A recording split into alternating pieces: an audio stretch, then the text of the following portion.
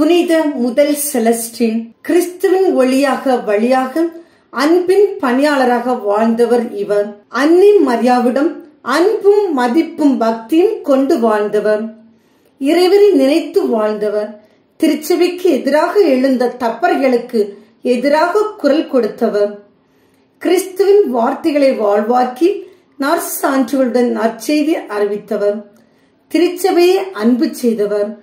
பாவிகள் மீது பரிவன்பு கொண்டு நல்வழி காட்டியவரே புனித முதலாம் செலஸ்டின். இவர் ரோம் நகரில் கம்பானியாவில் பிறந்தவர். செலஸ்டின் மிலான் நகரில் வாழ்ந்த புனிதர் அம்ப்ரோஸ் அவர்களை ஆன்மீக தந்தையாக ஏற்றுக்கொண்டு அவருடன் வாழ்ந்தார். திருத்தந்தை முதலாம் இன்னசென்டின் ஆட்சி காலத்தில் திருத்தொண்டராக பணியாற்றினார். திருச்சபையின் வளர்ச்சி பணிகளுக்கு உறுதுணையாக இருந்து செயல்பட்டார். நெஸ்தோரியஸின் தப்பறைகளுக்கு எதிராக குரல் கொடுத்தவர். கிறிஸ்துவின் உண்மை சீடராக வாழ்ந்தார்.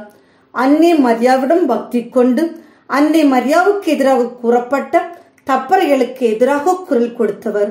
அன்னை மரியாவின் அன்பும் அரவணைப்பு பெற்று திருச்சபையின் விசுவாச கோட்பாடுகளை அறிவித்தவர். அன்னை மரியாவின் ஆலயத்தை புது பொலிவுடன் சீரமைத்தார். புனித பிராஸ்பர் அவர்களால் செலஸ்டின் ரோமேன் நம்பிக்கையை காப்பாற்றினார். கிறிஸ்துவை அறியாத அயர்லாந்தில் இவர் கிறிஸ்துவின் ஒளியை கொண்டிருந்தார் என்று கூறினார்.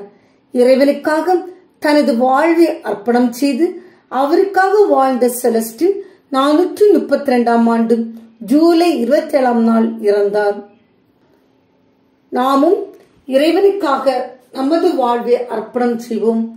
அதன் வழியாக இறை அருளை பெறுவோம். தூய முதலாம் செலஸ்டின் எங்களுக்காக வேண்டிக் கொள்ளும்.